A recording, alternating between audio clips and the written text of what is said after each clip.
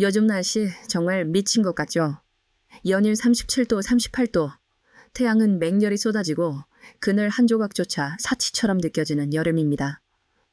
밖으로 나가는 것도 버겁고 에어컨 아래에 있어도 마음은 어딘가 묵직합니다. 몸만 더운 게 아니죠? 우리의 마음도 어딘가 갇혀있는 듯 답답합니다. 어디론가 탈출하고 싶다는 생각 한 번쯤 해보셨죠? 그럴 때마다 떠오르는 한 편의 영화가 있습니다. 시원한 탈출과 깊은 카타르시스로 우리의 마음을 한 방에 뚫어주는 이야기. 바로 쇼생크 탈출.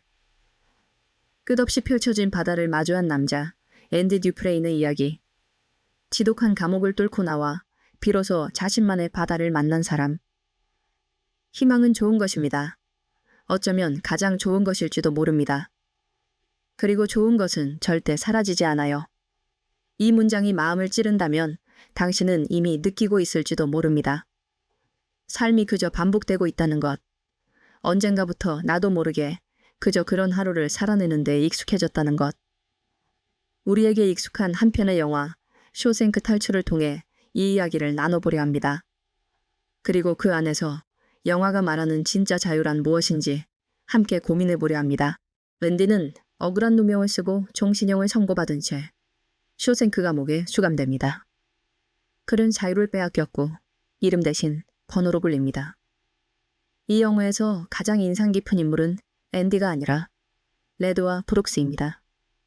그들은 단순한 조연이 아니라 우리 자아의 또 다른 얼굴을 대변하는 인물들이죠. 레드는 현실에 적응하며 타협해버린 자아. 브룩스는 오랜 억압 끝에 익숙함에 길들여진 자아입니다. 앤디가 희망이라는 불씨를 품은 의식의 의지라면 레드와 브룩스는 우리 안에 무겁게 자리 잡은 두려움, 체념, 그리고 익숙한 감옥에 길든 무의식입니다. 그리고 우리는 어쩌면 매일 이 세 가지 자아 사이에서 밀고 당기기를 반복하며 살아가고 있는지도 모릅니다. 그들은 처음엔 감옥을 두려워했지만 오랜 시간이 지나자 오히려 그곳이 가장 안전하고 익숙한 공간이 되어버립니다. 레드가 말합니다. 처음엔 싫었지. 시간이 지나니까 익숙해졌어. 그러더니 어느새 그게 내 삶이더라고. 자신도 모르게 환경과 감정에 물들어 자신의 진짜 감정조차 잃어버리는 상태. 억눌린 감정, 반복되는 좌절, 포기해버린 꿈. 그 모든 것들이 차곡차곡 쌓여 결국은 우리를 이렇게 말하게 만듭니다. 그냥 이런 거야. 인생이 다 그렇지 뭐. 그 무력한 한마디는 스스로를 감옥에 가두는 문장입니다. 이게 바로 칼 융이 말한 무의식적 동요시의 전형입니다. 의식하지 못한 채 우리는 익숙한 환경과 감정 속에 조금씩 조용히 섞여버립니다. 그렇게 나는 사라지고 남겨진 건 역할만 남죠. 영화에서 가장 슬픈 장면은 브룩스가 출소한 후 적응하지 못하고 스스로 생을 마감하는 장면입니다. 감옥은 그에게 지옥이었지만 바깥 세상은 더 지옥이었습니다. 왜냐면 거기에는 내가 누구인지에 대한 기준도 역할도 없었기 때문이죠. 나는 이제 여기서 필요 없는 사람이야. 그리고 그 말처럼 작은 다락방에서 조용히 생을 마감합니다. 그 장면은 너무도 조용하지만 우리 마음 한켠을 오래도록 먹먹하게 만들죠. 60년 넘게 살아온 사람들에게도 이건 낯설지 않은 이야기입니다. 우리는 직장, 가족, 사회적 역할 속에서 내가 어떤 사람인지보다 내가 어떤 역할을 해왔는지에 더 익숙해져 있죠. 그 역할이 사라졌을 때 우리는 진짜 나를 모르고 있다는 사실에 공포를 느낍니다. 그리고 그 두려움은 다시 익숙한 절망으로 돌아가게 만들죠. 칼 융은 말했습니다. 자기 자신과 연결되지 않은 사람은 외부의 소리와 틀에 정속된다. 브룩스는 더 이상 내가 누구인지를 느낄 수 없었습니다. 오랫동안 감옥이라는 틀 안에서만 살아오다 보니 자신이 진짜로 어떤 사람인지, 무엇을 좋아하고 왜 살아야 하는지를 완전히 잊어버린 거죠. 그래서 자유로운 세상에 나와서도 그건 희망이 아니라 오히려 더 무서운 낯섦이 되어버렸습니다. 자유는 그에게 살아갈 이유가 되지 못한 거죠. 앤디는 달랐습니다. 그는 감옥에 갇힌 상황에서도 자신의 존재를 잊지 않기 위해 싸웁니다. 밤마다 벽을 깎고 음악을 틀고 책을 읽히고 사람들에게 지식을 나눕니다. 그건 단순한 시간 때우기가 아닙니다. 자신이라는 존재가 여전히 살아있다는 걸 스스로에게 증명하기 위한 행위였습니다. 그건 아주 조용하고 외로운 싸움입니다. 하지만 진짜 변화는 언제나 조용히 아무도 모르게 시작됩니다. 그리고 마침내 그는 더럽고 좁은 하수구를 기어 절망과 두려움을 온몸에 뒤집어 쓴 채 비가 쏟아지는 새벽 세상 밖으로 나옵니다. 쏟아지는 빛 속에서 두 팔을 벌리고 하늘을 향해 포효하는 그 순간 모든 억눌림이 무너지고 자유가 쏟아집니다. 끝까지 나를 포기하지 않은 사람만이 맞이할 수 있는 모든 것이 다시 시작된 순간이었습니다. 융의 말처럼 무의식과의 통합 없이는 진정한 변화는 없다.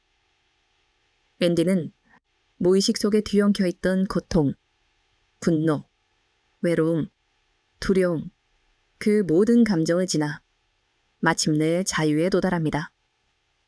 진짜 자유는 겉으로 보이는 시간적 여유나 물리적 공간이 아닙니다. 자기 자신으로 살아가는 능력, 바로 그것입니다. 60년을 살아오며 우리는 수많은 감정과 기억을 의식 밑으로 내려보냈습니다. 지금은 그럴 때가 아니야. 참아야 돼. 나는 괜찮아. 하지만 무의식에 눌린 감정은 결코 사라지지 않습니다.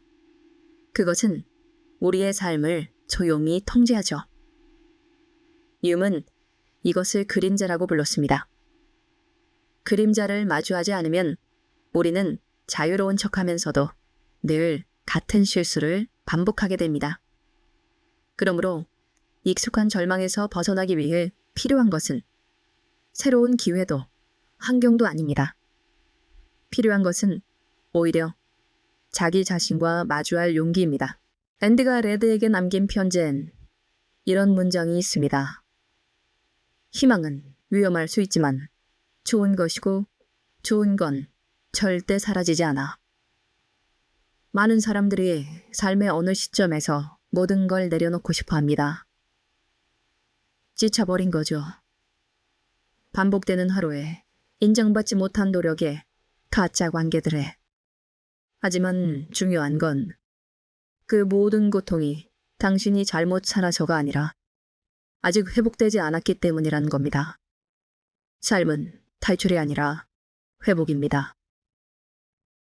억눌린 감정과 감옥 같은 역할을 벗고 자기 자신으로 돌아오는 것. 그게 바로 자유입니다. 당신은 어떤 감옥에 살고 있나요? 그 감옥은 부모의 기례일 수도, 자식에 대한 의무일 수도, 사회가 준 틀일 수도 있습니다. 하지만 감옥은 벽이 아니라 습관입니다. 그리고 탈출은 도망이 아니라 정면 돌파입니다. 오늘도 그 벽을 조금씩 깎아내고 있는 우리 모두에게 말하고 싶습니다. 감옥은 벽이 아니라 익숙해진 삶의 방식일지도 모릅니다.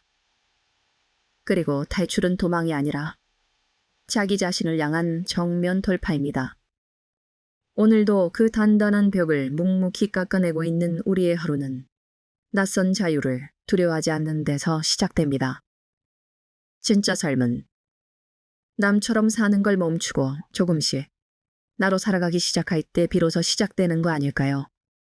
끝까지 함께 해주셔서 감사합니다. 좋아요, 구독 부탁드립니다.